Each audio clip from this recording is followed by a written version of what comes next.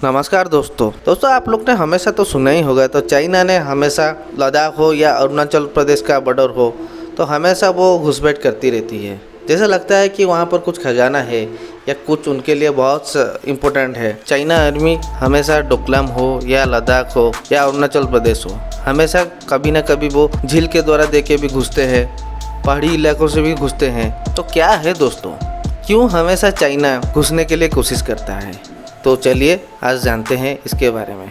दोस्तों, अरुणाचल प्रदेश के जो बॉर्डर है वहाँ पर जो लोग रहते हैं उनमें से बात करने से ये भी पता चलता है कि खाली चीन आर्मी नहीं, अलग अलग आदमी लोग भी चीन का वो भी हमेशा कुछ ना कुछ तलाशने के लिए आते ही रहते हैं। दोस्तों, ये सब कुछ नया बात नहीं है। जब 1962 में जब वार हुआ था उसके बाद से लेके आज तक ये सब हमेशा सिलसिला चलता रहता है। दोस्तों, सवाल ये है, हमेशा चीन आर्मी और उनका जो जनसाधारण यहाँ पर कुछ ना कुछ तलाशने के लिए क्यों आते हैं? तो आप वीडियो को अंत तक जरूर देखिएगा, ताकि हम लोग आज ऐसे कुछ बताने वाले हैं जो आपको सोचने में भी बहुत मजबूर कर देगा। तो चलिए शुरू करते हैं। अगर आप इस चैनल में नए हैं तो लाइक और सब्सक्राइब जरूर कीजिएगा। अगर नोटिफिकेशन के लिए बेल बटन को जरूर दबाइए। दोस्तों, चाइना का अभी जो राष्ट्रपति है शी जिनपिंग, वो जिस तरफ से बढ़ रहे हैं वो माओ जेडुंग का जो नीति है उसको लेके वो आगे बढ़ रहे हैं। दोस्तों, ये सिलसिला शुरू होता है 21 अक्टूबर 1962 सुबह 5 बजे से। दोस्तों, हमेशा की तरह उस दिन भारतीय सेना ने रोज पहरा देते थे और आज भी दे रहे थे। तभी अचानक से वो फायरिंग की आवाज़ सुने तो देखे कि चीन की तरफ से फायरिंग शुरू हो गई।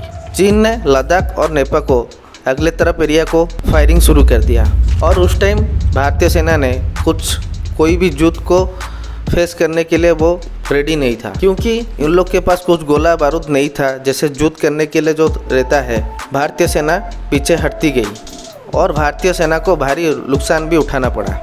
और उसके बाद चीन के तरफ से युद्ध का ऐलान करा गया।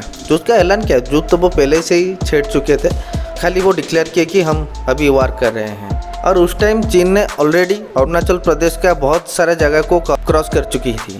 अब उसका टारगेट था असम को कब्जा करने का।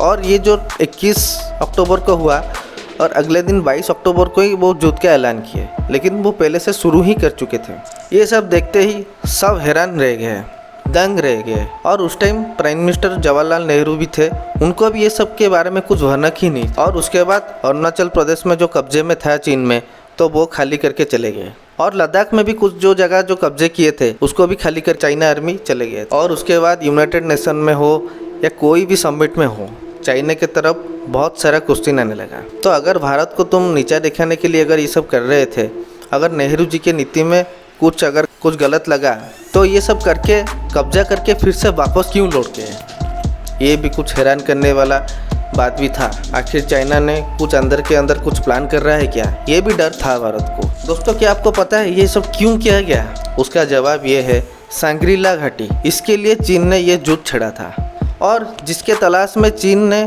बहुत सालों से लगा है, आप बोल सकते दशकों से लगा है। दोस्तों, आप लोग तो अभी सोच रहे होंगे सांग्रीला घाटी में अभी क्या है, क्यों चीन दशकों तक उसको लेके पॉजिटिव है और क्यों ये युद्ध छेड़ा सांग्रीला घाटी के लिए? आखिर सांग्रीला घाटी में है क्या? और जो दलाई लामा जो थे वो हमेशा ये सांग्रीला घाटी पर आते थे और चीन तब से लेके आज तक भी आप बोल सकते हैं, तो वो दलाई लामा के पीछे वो खुफिया लगा रहा था। तो आखिर क्या है जो कि दलाई लामा को पता है? और ये माओ जेडुंग के टाइम से ही है, क्योंकि माओ जेडुंग का बहुत सारे कहानी सुने थे सांग्रीला घाटी को लेकर। और उनका ये भी मानना था कि ये भी सुने थे कि सांग्रीला घाटी में जो भी जाता है वो उसका कभी मौत नहीं होता है और उसका लंबी उम्र हो जाती है।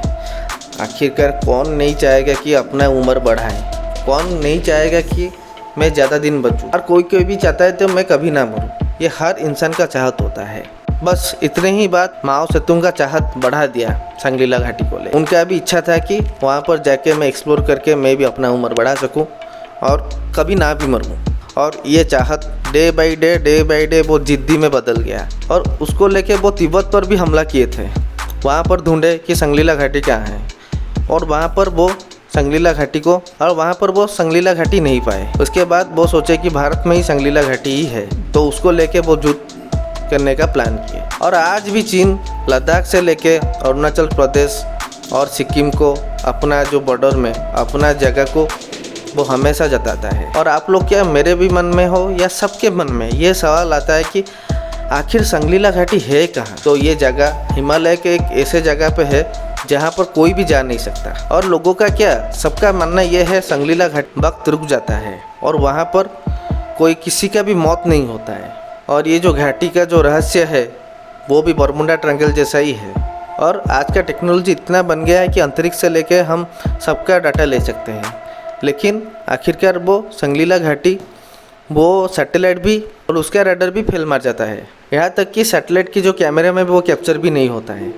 और दोस्तों ये भी बोला जाता है कि संगलीला घाटी का जो रास्ता है वहाँ पर दूसरे दुनिया को जाने का भी रास्ता है। और ये कितने सच है या कितने झूठ, और ये संगलीला घाटी को जाने तक हमको पता चलेगा। ये भी मानना है कि संगलीला घाटी जाने के लिए आपका आत्मा पवित्र हो, आप मन शांत हो, जहाँ पर जाते ही आपका वक्त रुक जाता है तो आपको स्वर्ग जैसा महसूस होता है। तो इसलिए आपको संन्यास लेना पड़ेगा। इसलिए वो दलाई लामा जो देखे थे वो तो संन्यास है। इसके लिए माओ जेडुंग का जो ये देखना था कि दलाई लामा ऐसा ही आदमी है जिसको पकड़ के हम भी उनके साथ ही जा सकते संगलीला घाटी। और हमारे वेदों में 64 डायमेंशन के बाद उल्लेख है।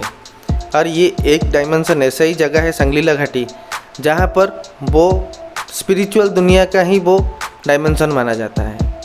और तिब्बत लोग संगलीला घाटी को संभाला के नाम पे ही पुकारते हैं। उसको कोई कोई सिद्धाश्रम और जंग मठ के नाम में ही बुलाता है। और ये हम महाभारत में भी लिखा गया है। जब महाभारत का युद्ध खत्म हुआ उसके बाद पांडव लोग सब यही संगलीला घाटी तक चले गए। कहते हैं महात्मा बुद्ध को भी संगलीला घाटी का ज्ञान हो गया था। और ये भी मानना है कि जब दुनिया पूरा ख़त्म हो जाएगा, पूरा डिस्ट्रॉय हो जाएगा, उसके बाद वो संगलीला घाटी से ही कोई महापुरुष आके ही फिर से दुनिया शुरू करेगा। और हिंदू माइथोलॉजी पे ये जो कहा गया है जो भी सब अमर है वो सब संगलीला घाटी में ही रहते हैं। तो दोस्तों आपका क्या मानना है? आपका राय इस कमेंट बॉक्स में आप ज़रूर शेयर कीजिएगा, ताकि और आप क्या संगलीला घाटी के बारे में जानते हैं। क्या हम लोग को संगलीला घाटी को लेके और एक स्पेसिफिक वीडियो बनाना चाहिए या नहीं चाहिए, तो आप ये कमेंट बॉक्स में ज़रूर बताइए। और अगर आप इस चैनल में नया हैं तो सब्सक्राइब ज़रूर कीजिएगा और नोटिफिकेशन के लिए बेल बटन को ज़रूर दबाइए। धन्यवाद।